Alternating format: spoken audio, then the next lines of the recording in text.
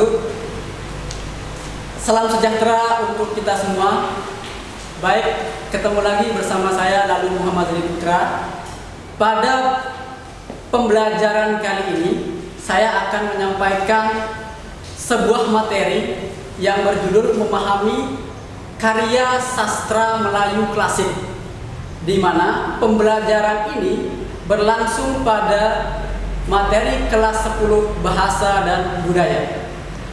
Baik, sebelum saya akan menyampaikan materi, terlebih dahulu saya akan menyampaikan setelah kita mempelajari materi ini, kita diharapkan mampu menganalisis karakter, unsur-unsur intrinsik, dan nilai-nilai yang terkandung dalam hikayat dan mengaitkannya dengan kehidupan saat ini. Baik, sebelum saya lanjutkan materi, silahkan kalian menyiapkan alat tulis terlebih dahulu dan menyiapkan segala sesuatunya supaya belajarnya menjadi nyaman dan menyenangkan. Ya, baik. Sastra Melayu klasik merupakan sastra lama yang lahir pada masyarakat lama atau tradisional, yakni masyarakat yang masih sederhana dan terikat oleh adat istiadat. Nah, itu yang dimaksud dengan sastra Melayu klasik. Karya sastra Melayu klasik sebenarnya merupakan cerita rakyat yang berkembang di daerah Melayu dan bahasa yang digunakan juga bahasa Melayu, sehingga seringkali disebut sastra Melayu klasik. Nah, demikianlah penjelasan saya mengenai pengertian dari sastra Melayu klasik ditinjau dari secara umum, begitu. Tentu setelah kalian mengetahui apa itu sastra Melayu klasik, kalian akan bertanya apa sih ciri-ciri atau karakteristik dan unsur-unsur dari karya sastra Melayu klasik. Ya, saya akan jelaskan. Ciri-ciri atau karakteristik dari karya sastra Melayu klasik itu sangat jauh berbeda dengan ciri-ciri dari karya sastra modern. Nah, apa saja ciri-ciri atau karakteristik dari sastra Melayu klasik? Nah, yang pertama itu adalah anonim. Saya rasa kalian semua tahu apa yang dimaksud dengan anonim di sini ya. Ya, baik.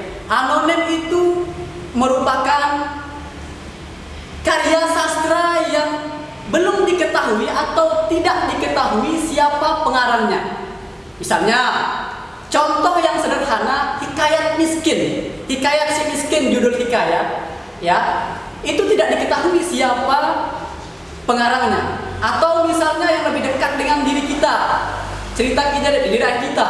Misalnya Putri Nyale atau Putri Mandalika. Nah, kalian pasti semuanya tahu apa ceritanya dan siapa pengarangnya itu kita tidak tahu. Begitu. Kalaupun menanyakan kepada orang tua kalian, itu saya rasa tidak ada yang mengetahui siapa pengarang dari Putri Nyale atau Putri Mandalika. Itulah yang disebut dengan sastra Melayu klasik. Ya, baik. Yang kedua, itu menggunakan bahasa ungkapan. Apa yang dimaksud dengan bahasa ungkapan? Bahasa yang digunakan dalam karya sastra Melayu klasik itu penuh dengan ungkapan-ungkapan, penggunaan bahasa majas, penggunaan bahasa kias, sehingga ciri yang kedua dari sastra Melayu klasik itu menggunakan bahasa ungkapan. Sama seperti halnya dengan karya sastra modern, itu juga sama. Sepertinya seperti puisi itu kan juga menggunakan bahasa-bahasa ungkapan. Itulah yang disebut dengan sastra, begitu. Yang ketiga, penyebaran secara lisan.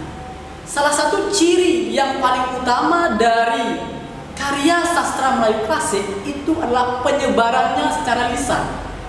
Kenapa penyebarannya secara lisan? Karena orang zaman dahulu belum mengenal tulisan atau budaya tulisan itu belum berkembang seperti saat ini. Ya, belum berkembang seperti saat ini, sehingga alternatif yang mereka gunakan adalah penyebarannya secara lisan ke lisan, mulut ke mulut, seperti itu. Nah, selanjutnya yang kelima atau yang keempat, itu memiliki banyak versi. Tentu sastra Melayu klasik karena penyebarannya secara lisan tentu akan memiliki banyak versi. Versi yang dimaksud di sini adalah, misalnya ketika kita akan menjelaskan atau menceritakan tentang si Kancil, tentu karena berkembang dari zaman dahulu sampai zaman sekarang, tentu akan mengalami perbedaan atau mengalami penambahan atau mengalami pengurangan dari sisi cerita. Pasti itu karena penyebaran dari karya sastra Melayu klasik itu penyebaran secara lisan, sehingga akan menimbulkan banyak versi yang terjadi di masyarakat. Ya. Selanjutnya yang kelima, bertema istana sentris. Apa yang dimaksudkan dengan bertema istana sentris di sini? Salah satu ciri karya sastra Melayu klasik itu bertema istana sentris. Istana sentris di sini adalah sering di dalam karya Melayu klasik itu, sastra Melayu klasik itu menggunakan tema istana sentris. Seperti contohnya itu ada yang lebih dekat dengan kita lah istilahnya, contohnya itu Putri Mandalika menggunakan istilah putri, ya. Kemudian ada lagi Hikayat Si Miskin, tentu akan bertema istana sentris, kerajaan, tokoh-tokohnya itu pangeran, raja dan sebagainya. Itulah yang disebut dengan bertema istana sentris dari ciri-ciri karya Melayu klasik atau sastra Melayu klasik. Selanjutnya yaitu tradisional. Apa itu tradisional? Tradisional itu kenapa disebut tradisional? Karena masih membekas atau ceritanya itu tentang adat istiadat. Nah, karena menunjukkan adat istiadat, sehingga sifat cerita atau ciri-ciri ceritanya itu berlatar belakang tradisional, budaya atau kebiasaan. Ya. Selanjutnya ada didaktis. Nah, di sini ada pesan mendidik, ya. Ada pesan mendidik, baik itu pesan moral, pesan agama atau religius. Itu tertuang di dalam ciri-ciri sastra Melayu klasik, seperti itu. Dan yang terakhir itu ada fantastis atau khayal, ya.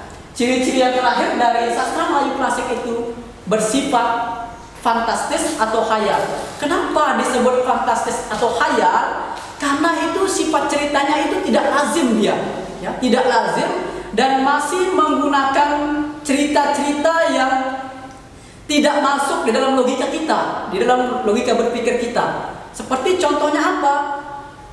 Rawa Pening misalnya, contoh cerita Rawa Pening. Itu tidak dijelaskan atau tidak nyambung di dalam otak kita, jalur pikiran kita, logika kita. Seorang ibu atau seorang nenek mencabut lidi, ya, mencabut lidi dari tanah, kemudian mengeluarkan air, lalu air itu banjir, lalu desa itu banjir, dan desa itu tenggelam dan disebut dengan rawa. Nah, di sana disebut dengan Rawa Pening, sehingga disebut dengan Rawa Pening. Cerita itu zaman dahulu. Nah, begitu. Nah, yang kedua itu ada lagi cerita Putri Mandalika, Putri Nyale itu. Ya, cerita Putri Mandalika itu tidak masuk dalam logika kita, logika berpikir kita. Ada seorang perempuan putri yang mencemplungkan dirinya ke laut, ya, sehingga berubah menjadi nyale. Nah, itu tidak masuk dalam logika berpikir kita. Nah, hal inilah yang ingin saya sampaikan. Kita sudah mengetahui dua jenis pembelajaran hari ini tentang sastra Melayu klasik. Yang pertama, pengertian sastra Melayu klasik itu kita sudah mampu pahami. Kemudian yang kedua, kita sudah mengetahui ciri-ciri sastra Melayu klasik. Semoga dengan penjelasan saya kalian bisa menyerapkan dengan belajar yang rajin di rumah. Nah, yang ketiga yang ingin saya jelaskan itu mengenai unsur intrinsik dari sastra Melayu klasik.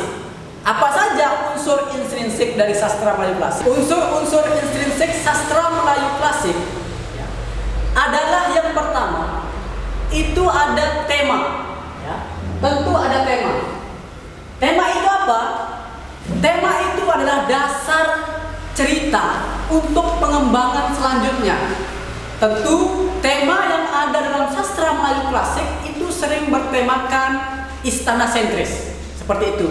Misalnya ada anak miskin yang menjadi raja. Nah, itu seperti itulah tema-tema yang dipilih oleh sastra Melayu klasik, seperti itu. Yang kedua, itu alur atau plot. Alur itu adalah struktur penceritaan. Ya, di mana struktur penceritaan ini diuraikan menjadi hukum sebab akibat. Di sana di dalam alur atau plot. Nah, di mana alur atau plot ini dibagi menjadi tiga. Yang pertama alur maju, yang kedua alur mundur atau flashback, yang ketiga alur campuran. Seperti itu. Yang ketiga, setting atau latar.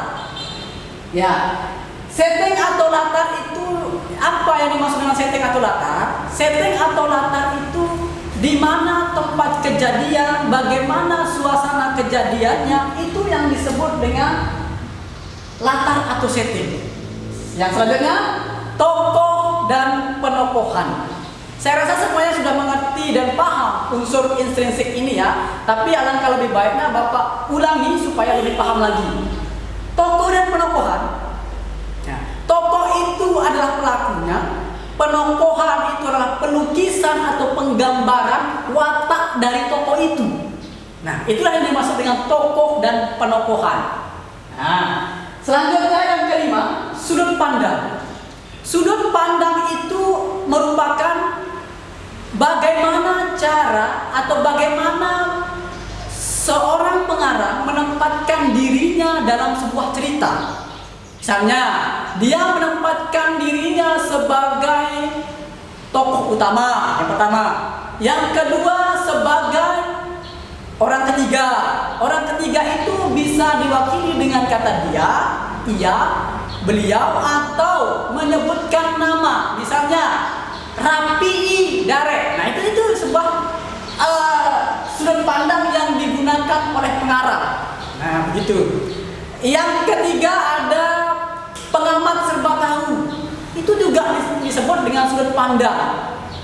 Yang keempat ada sudut pandang campuran. Yang pertama sudut pandang orang pertama, di terakhirnya nanti sudut pandang pengamat serba tahu. Bisa seperti itu. Nah, itu ada 4 macam sudut pandang. Yang pertama sudut pandang orang pertama, yang kedua sudut pandang orang ketiga, yang ketiga sudut pandang pengamat serba tahu, dan yang keempat, yang terakhir adalah sudut pandang campuran. Kemudian yang terakhir itu adalah amanat.